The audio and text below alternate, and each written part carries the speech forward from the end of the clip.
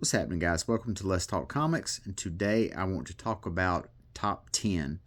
Now, Top 10 was a book that DC put out in its America's Best Comics imprint in the year 2000, 99 or 2000, one of the two. I don't remember which one exactly. But for a short while, DC was publishing an imprint of comic books all written by Alan Moore, and they were under the America's Best Comics imprint line.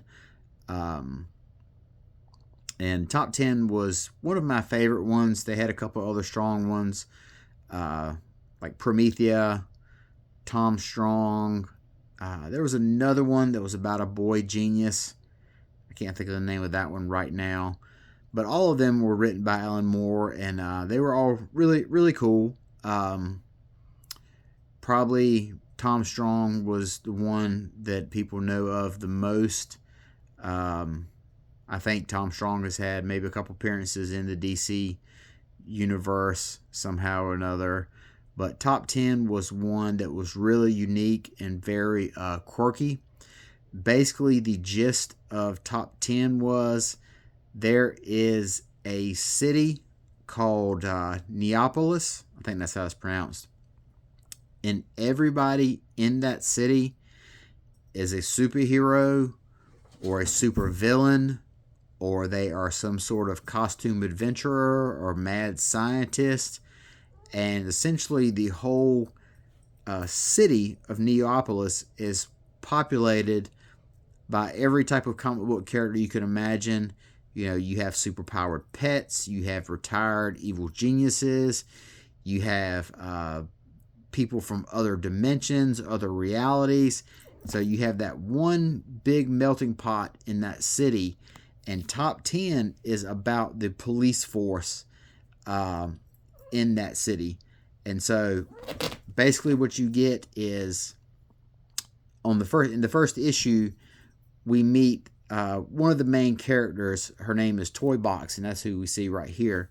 It is her first day with the police department, and that is how we get the introduction to all the characters and the location. But really, like, you would have, just like if you've ever seen a police drama, police TV show, where you follow all the different police officers throughout the episode, and they all have different storylines and cases or whatever going on. Top 10 is the same way. So even though Toy Box is, believe her real name is Robin, even though she is like the character we meet initially, and she's how we get to, learn about everything that goes on, everyone else has a storyline, and they have arcs, and they're involved with other stuff that is visited inside the book.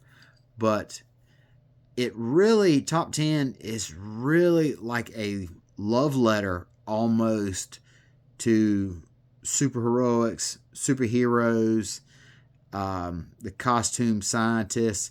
Alan Moore includes all of them in this book. And, in typical Alan Moore fashion, some of them are quite hilarious in the way they're portrayed. Like, there's one subplot where you have one of the police officers, his mother has a pest problem, and all of the rats that are chewing up her house are like intergalactic, like space rats. So they're like something that is straight out of a Superman Silver Age story. These rats have like laser vision, and they're stealing all the cheese, and they're like just destroying, like wrecking havoc in this lady's house. And so you have that storyline. You have one storyline where Toy Box and her partner are sent off to investigate the death of a couple of gods from a pantheon. So you have things going on with all different characters. You have it's just a really wild book. Gene Ha is the artist in this book, And as you can see right here on this very first page, he fills every panel up with detail. You know, you've got tons of characters in each page. Some of them are, you know, just riffs of Big Two characters. Some of them are, you know, unique characters. Just anything he can fill up these pages with, he fills it up with a ton of detail. You've got really, even the advertisements here at the top are references to like superheroes and stories and companies. Here's the big splash page right here, and you get a good look at what I'm talking about.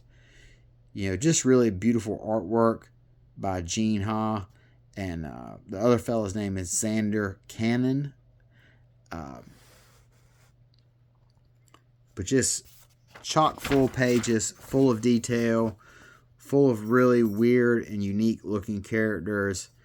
Now, this book did not run terribly long. See, now, like, this is the opening scene here where we have Toy Box. She's getting introduced basically to everybody who works at the police station. It did not run terribly long, but there was a handful of spinoffs. You had one featuring Toy Box's partner, and then there was a prequel series called Top 10, The 49ers, which kind of shows like the origin of Neapolis, how the town got, or how the city went about getting built, and some of its earliest, you know, inhabitants. So it's not as, you know, it does have similarities to, it does have kind of like some similarities to Astro City, and the fact that so many people have superpowers, but that's really where the similarities stop. You know, in Astro City, you have people who are just like regular people. You know, they're just surrounded by tons of superheroes and supervillains. But here in Neapolis, everyone has powers, and, you know, or is a, like I said, a costume inventor, or a, you know, superpowered pet, or a superpowered baby, or whatever you want to call it. But it is a book that has kind of been forgotten about, Top 10 that is. And it was a really solid book, and it was really relatively popular in the early 2000s. But like I said, it's just one of those books that now is under the radar, and not a whole lot of people remember it, which I think is kind of a shame. I think if something like this was brought back right now, you might be able to have success with this as like an animated TV show. And I think it could really, really take off if done properly. But yep, if you are looking for some of Alan Moore's underrated work and haven't heard of this, give it a shot. I think you'll dig it. If you're someone that has a very long time history with comic books, I think you'll appreciate it a little bit more. You'll get a lot of the references, and you'll pick up on a lot more of the in jokes and the you know, the Easter eggs. But Top 10, check it out if you see it. You know, there's no keys or anything like that, so if you come across all the issues, they should be, you know, relatively cheap. But until next time, I'll talk to you guys later.